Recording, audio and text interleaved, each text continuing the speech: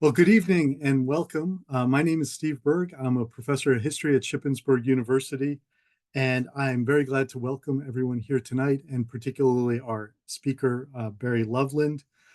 Tonight, this is a series of talks focused on telling the untold stories of the South Mountain region. And our goal is really to try to ensure that we are preserving and telling the stories of sites that reflect the full diversity of the South Mountain region. This project is a continuation of a partnership between Shippensburg University Center for Land Use, the Shippensburg University History Department, the Cumberland County Planning Department, the Cumberland County Historical Society, and the Pennsylvania State Historic Preservation Office to develop training, workshop, and educational resources for citizens and municipal governments in Cumberland County. The goal is to help empower residents and local officials to identify resources they wish to preserve, understand the methods available to them to preserve those resources, and build greater interest in the region in preserving historic structures, landscapes, and farmland. We are going to be recording this presentation so that it is an ongoing resource available to people in the region interested in pursuing this work. I should also mention that this series has been produced with financial assistance from the Pennsylvania Department of Conservation and Natural Resources and the South Mountain Partnership. Tonight, we are very fortunate to have with us Barry Loveland, who is going to be sharing with us a presentation discovering the stories of extraordinary lives. And after his presentation, Barry will be answering any questions we might have. Barry is, I should say, the co-founder and chair of the LGBT Center of Central Pennsylvania History Project since 2012. He is currently, I will say, semi-retired after a 32-year career with the Pennsylvania Historical and Museum Commission as chief of the Division of Architecture and Preservation. We were talking before the call started tonight, and he's spending roughly 20 hours or more a week working on the history project. So great work. He has a BS in Building Sciences from the Rensselaer Polytechnic Institute and an MS in Historic Preservation from Eastern Michigan University. He has been an out gay activist since 1977 and has co-founded and held leadership positions in numerous LGBTQ plus organizations in Troy, New York, Montgomery, Alabama, and Central Pennsylvania. So without further ado, I'm going to turn things over to you, Barry. All right. Well, thank you so much, Steve. It's great to be with you. Let me go ahead and share my screen.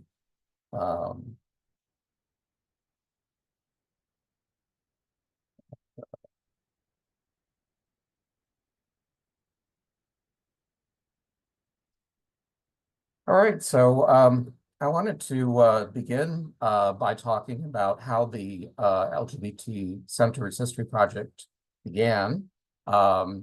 We were tasked with trying to come up with some ideas for the center's Aging with Pride group, which was the sort of seniors group with the center, as far as ideas for topics for discussion, for programs and so forth for their meetings. And so I had an idea of putting together a story circle of a number of older members of the community that I knew were connected a lot with the origins of some of the organizations.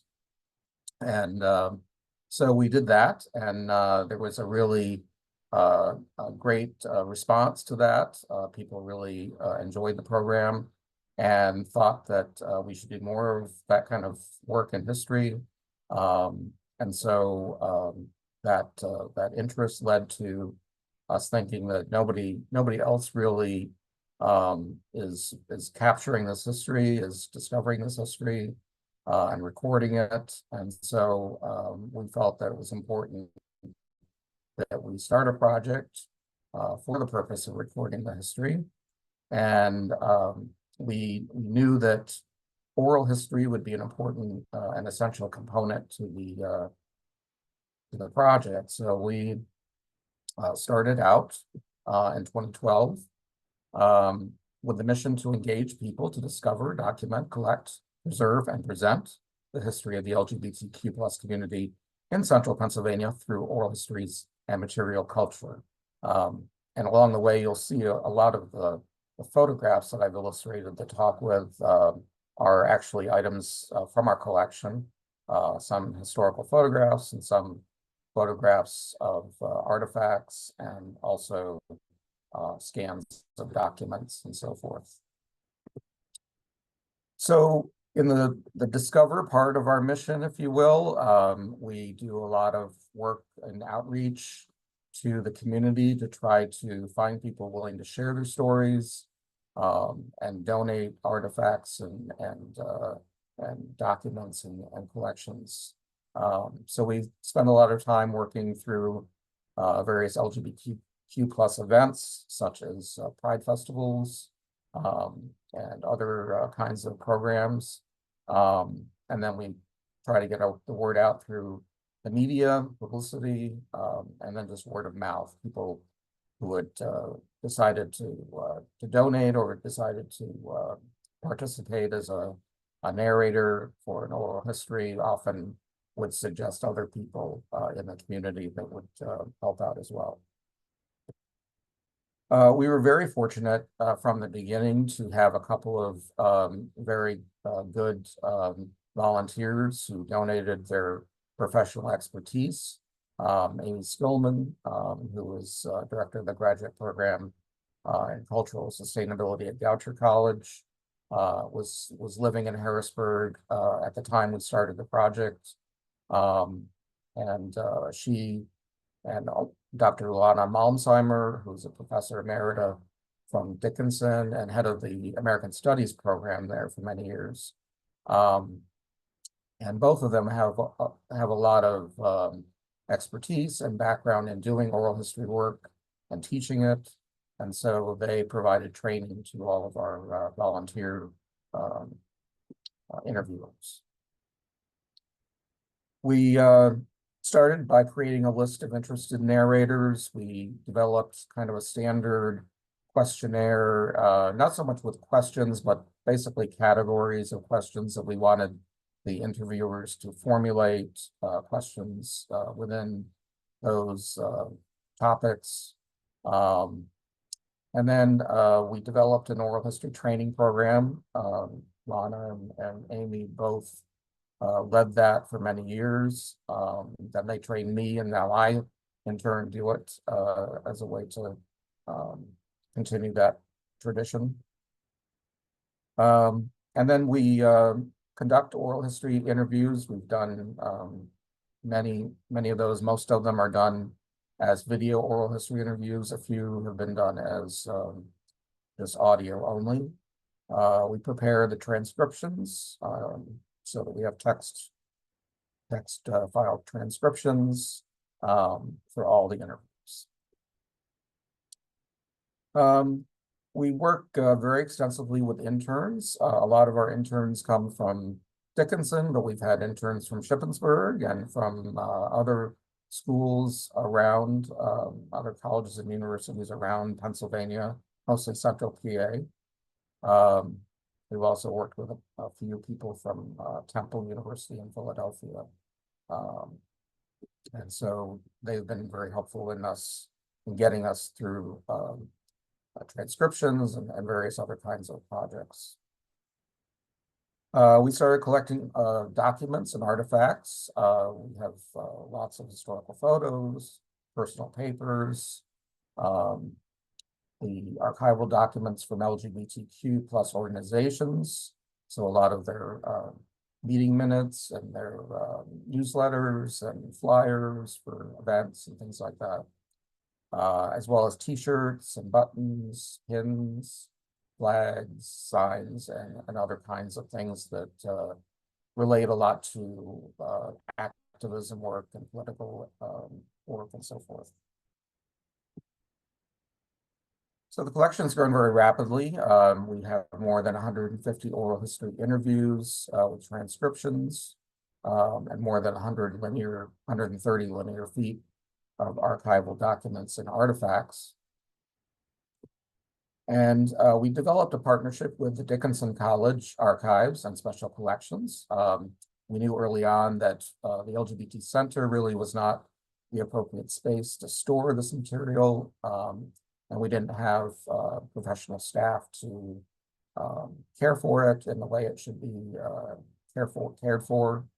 So we were very fortunate through our relationship with Lana Malmsheimer to be able to work with the archives there at Dickinson College. And they have been very wonderful about really embracing the collection, the concept of the collection. And really, it's the fastest growing collection that they have, which is kind of interesting. And also one of the most used collections that they have. A lot of professors and classes use the collection, as well as individual researchers, students, and so forth for projects. So we're happy to be in a university setting, because I think it really does enhance the amount of use that the collection gets and the exposure it gets. So the Dickinson staff have been great. They provide the professional archival care, they catalog, describe, and they arrange collections, provide the storage and access for researchers, and then they've worked very closely with us on collaborating on exhibits and other ways to use the collection and make sure that it's a very actively displayed collection, so that people in the community can really have an opportunity to see what we do have. So we do a lot of, through the presenting part of our mission, we do a lot of exhibits. We do an annual exhibit at Dickinson College Library. And that History Comes Out exhibit, except for the years during COVID, has been a great way for some of the interns to have an experience of putting together an exhibit, as well as the students there being able to see a lot of the collection, and then people from the community as well coming in. We do some special pop-up exhibits and other kinds of brief exhibits at different places. We did an exhibit at Lock Haven University, and there's been a number of places around Harrisburg and other communities in Central PA that we've done some special exhibits. We did a series of exhibits dealing with art and history combined. Very interesting kinds of things. I've never done a costume exhibit before, but I became a curator and exhibit manager for this exhibit with Paul Foltz, retrospective on his career as a costume designer for local theater groups. And that was held with in conjunction with the Historic Harrisburg Resource Center in Harrisburg. We also have done things like an exhibit of photographs of performers in the Lily White and Company drag troupe that was founded by Paul, and that was a simultaneous exhibit that was held with the costume exhibit, and this was at the LGBT Center in Harrisburg. Here's an example of one that we did retrospective on the career of jewelry designer Jude Sharp from Lancaster, and kind of followed her around in her process of creativity of creating the concept for jewelry, and then all the way through to the finished product, and did a photographic exhibit about her work. And here's one we did a series with the Susquehanna Art Museum, the Lancaster Museum of Art, and the Art Association of Harrisburg, where we did a show that invited artists from the Central PA area and beyond to submit works that were inspired by pieces in the collection, or oral histories in the collection or some other aspect of our local history here in the collection. We've done collaborative exhibits with different organizations. This one was done in conjunction with the State Museum and Archives. And we developed an exhibit about the Governor Schaap administration and what their initiatives were in LGBTQ rights back in the 1970s. And then as part of this, we did a symposium on the 40th anniversary of the Pennsylvania Council for Sexual Minorities, which Governor Schaap created in 1976. So we had a symposium in the State Museum auditorium to kind of a reunion of all of the original members, or not all of them, but the ones that survived and were still within a regional residence and could get here. So they, many of them came back and talked about the stories of what they were able to accomplish during that period of time working in state government.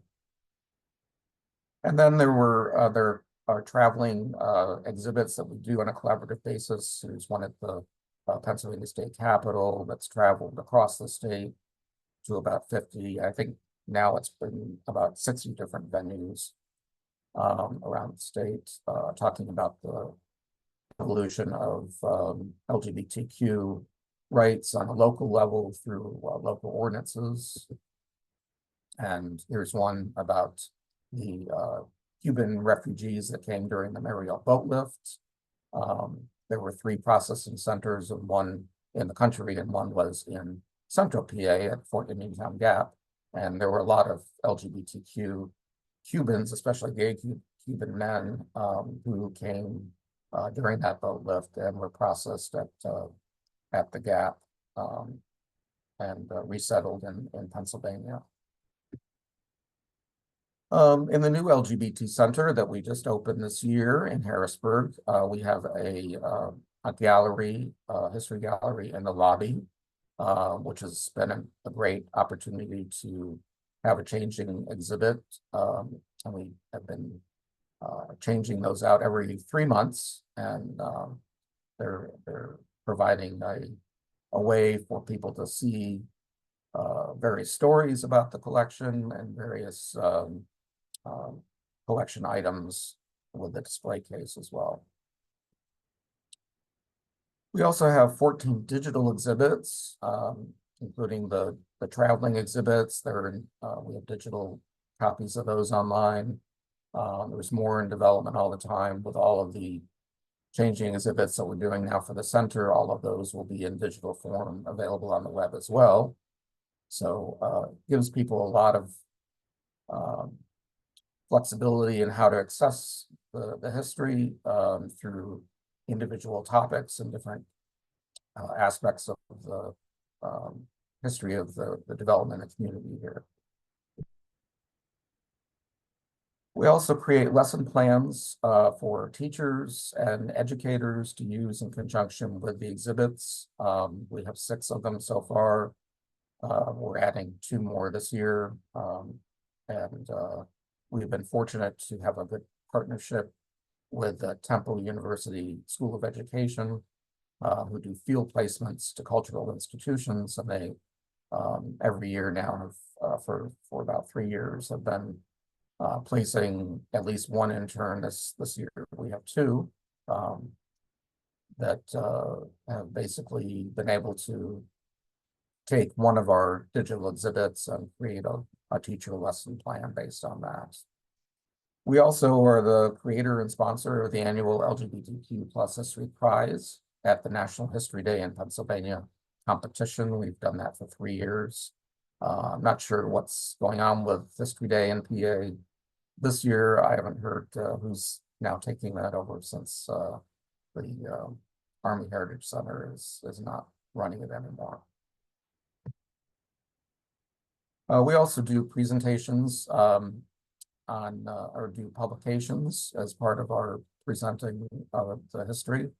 We have the Out in Central Pennsylvania book which is the winner of 2020 Book of the Year Award from the Mid-Atlantic Regional Archives Conference. And that's available through a lot of local libraries, as well as being available through booksellers. Published by Penn State University Press. And then we have other digital content. Guides to our collections are available online. Oral history transcripts, the oral history videos on YouTube. There's about 140 of the 150 that we have on YouTube. We have a Flickr album of some images from the collection, and then we have a collection digitization project that we're working through the process of digitizing as much of the collection as we can. And that's going pretty well. And then we have a Google Map and spreadsheet of history sites, and we're going to talk a little bit later about that in specific. So here is sort of a visual representation of what we've collected in terms of geographical information about where things of LGBT history are documented in our collection. We have nearly 500 sites that have been linked to local LGBTQ plus history. And I'll talk a little bit more about the process of how we did that in a couple of minutes.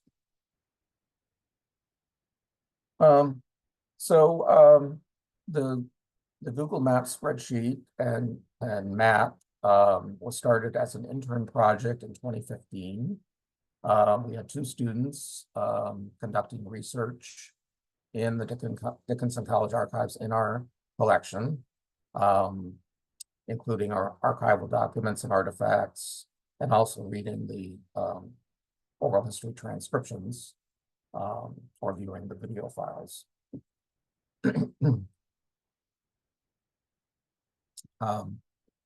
In that process, the interns compiled a list of places associated with significant events, individuals, organizations, businesses, publications, and any other kinds of things in the history and development of the LGBTQ plus community, referencing the address or other descriptive information about the location of the building, property, or site, as well as the name of the event, individual organization or business or publication, the date of the reference, and the source of the reference.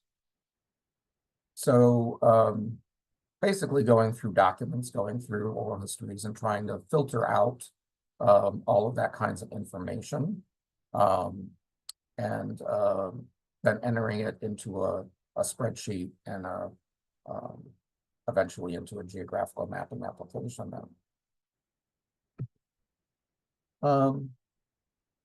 So the interns also documented this process and procedures in a brief manual so that we can continue this work in the future. The project is unfinished. We're waiting for future researchers, interns, or volunteers to continue the work. And then this information can be the basis then for documenting sites worthy of further research into the level of significance, whether they could be included on like trails of history sites, either through organizations or through our own organization, creating a virtual digital trail of history, or developing self-guided tours, applying for historical markers, applying for or nominating properties to the National Register of Historic Sites, and so forth. So where else to go for the information? Well, there are other projects similar to ours in Pennsylvania. So in addition to the collection at Dickinson, there's a collection at the John Wilcox Jr. Archives at the William Way LGBT Center in Philadelphia, um, which also has a Google Maps listing of sites that they've been working on, mostly for the Philadelphia area. They have a very extensive collection at William Way. They have probably, well, that's certainly the largest LGBTQ collection in Pennsylvania, and certainly one of the largest in the country, I would wager. The Lehigh Valley LGBT History Project, which started shortly after our project, is based at the Bradbury Sullivan LGBT Center in Allentown, and they have a fairly small collection, but it's growing. And they also have a few oral history interviews that they have completed as well. There's also a group called New Hope Celebrates History, and they're documenting the New Hope area in Bucks County. And it's mostly an online collection at this point. They do have a physical collection, but it's typically in storage, and they don't have a history archival partner at this point that is helping them with that. And there are others. There's the Pittsburgh Queer History Project, which is a digital archive that was started back in around 2010, I think.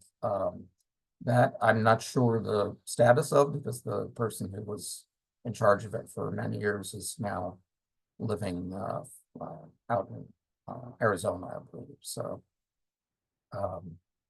and then there's other small collections that are based at university archives, mostly dealing with their own LGBTQ history on campus with student organizations and what have you. And there are a few other small collections at other historical organizations. Pennsylvania State Archives has a collection with the Governor Schatt materials about the initiatives that he did in the 1970s.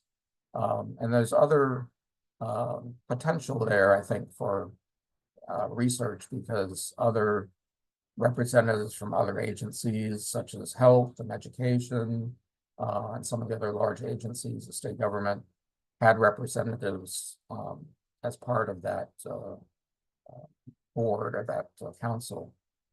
And I would say that there's probably archival material yet to be discovered with that as well, in addition to other potential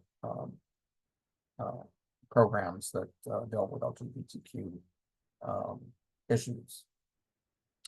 There's, of course, city directories, which we use a lot to confirm locations of particular businesses or bars or organizations and things like that. And then the Lavender Legacies Guide on the Society of American Archivists website also has a listing of collections in Pennsylvania, as well as other places around the country. And then, of course, there's other archival research databases that can be checked for newspapers, publications, and other documents that may have articles about local LGBTQ history from regional papers and local newspapers and other publications as well. And then there's national LGBTQ publications in archival collections around the country that can be checked. Some of these early publications, as well as publications that are continuing today, have articles that may have stories about local organizations or local individuals or sites or events and things like that that can be searched and find information. And then there's also just doing web searches on famously open LGBTQ individuals who may have been born in the area, grew up in the area, or lived somewhere in Pennsylvania during their life. So that can provide some additional opportunities for recognition of individuals and so forth. In this part of our efforts to take this information and put it to use, we've created 3 self-guided tour booklets of LGBTQ history sites in Harrisburg, Lancaster, and York.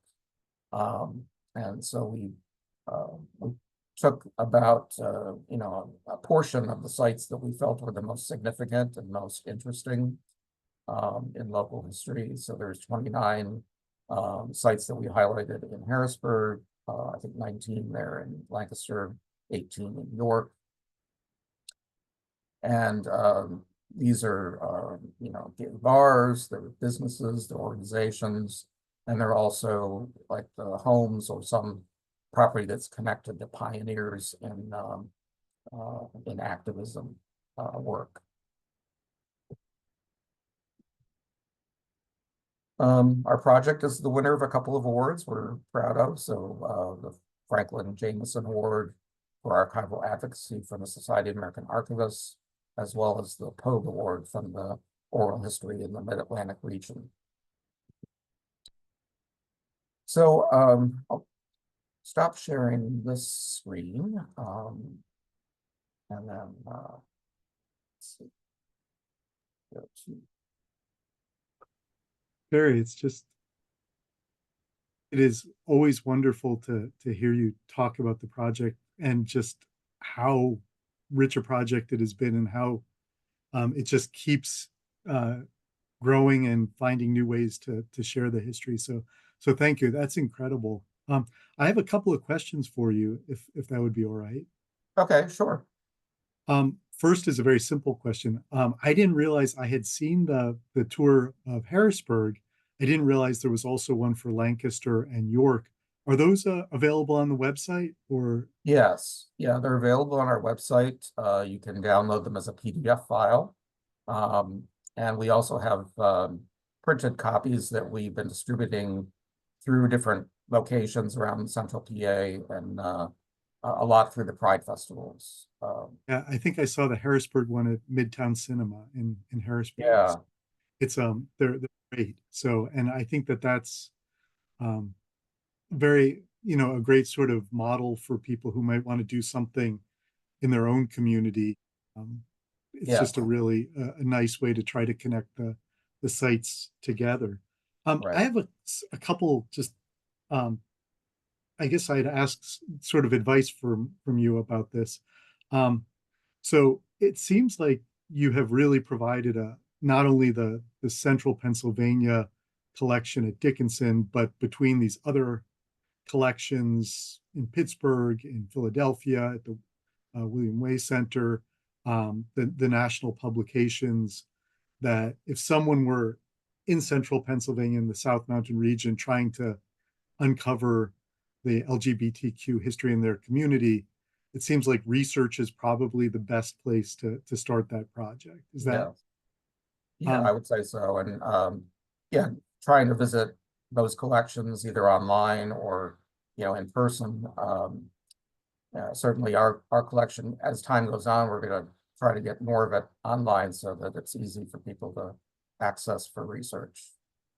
Great. It's such a rich source of information out there for people to mine and really take this further.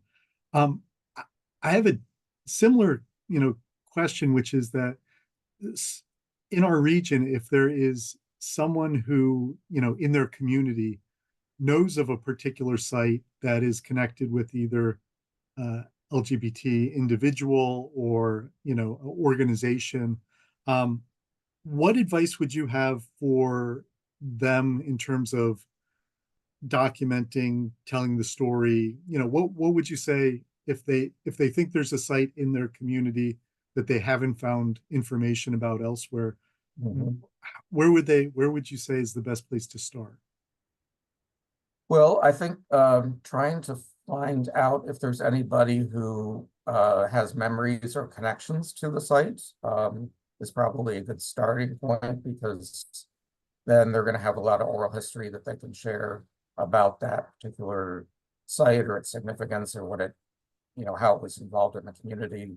Um, that's always the, sort of the best kind of way to get into knowing where research could lead you in the future. So, if you start there, then hopefully you'll find enough information through that process of oral history to either find other people who were connected to it or find documents or other tangible information that can be researched and confirmed.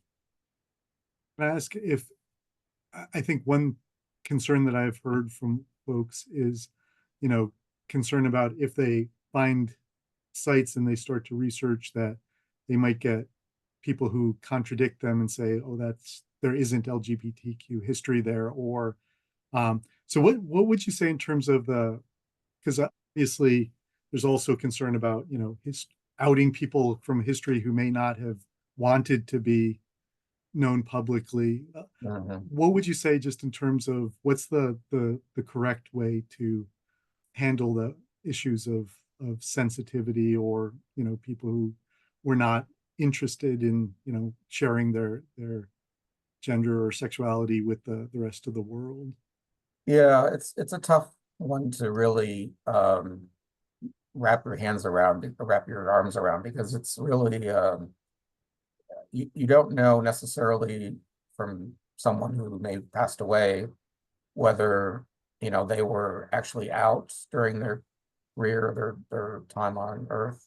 Um, so it's you're relying a lot on any kind of physical evidence that they may have been more public, about Mhm. their life, or that you find people who are close to them that knew that was the case. So we have to be a little sensitive when we're talking about people who, we can't go back and ask their permission to share their story. And yeah, we've run into that a few times in our project as well. Find when you're looking at historical records, at public places, for example, gay bars or other, organizations, do you find that they will be identified as such in publications, or do you think it's something that is more identified through oral history? It depends. There are some that are definitely advertise themselves to be gay bars, and have uh, ads in publications that were gay, or they were listed in like national guides, like the Damron's guide that lists gay resources, and other kinds of publications like that list gay bars and so forth. So yeah, there's definitely sort of that group, and then there's also sometimes you'll run into a situation where it's like a whisper kind of place that Mhm. people knew that there were gay people that congregated there, but it wasn't necessarily advertised as a gay bar. Um, so you have to kind of try to tease out that distinction. Yeah. Um, and a lot of times that's based on oral history as well, and people saying that they remember going to this place and having other gay people and other friends that they went with, and but it wasn't listed anywhere as a gay bar. Can you just say a couple more words about the Dameron Guide? Because I think that is an Yeah, interesting resource. yeah, the Dameron Guide is a national guide to, initially it was mostly for gay bars and businesses related to um, gay people, but it then became like a travel guide for people, listing all sorts of resources, organizations, and different places for people to go, events and things like that. So it was a national guide, and there was actually some international guides too. Spartacus was one that comes to mind that was an international guide. And I think both of those are still being published.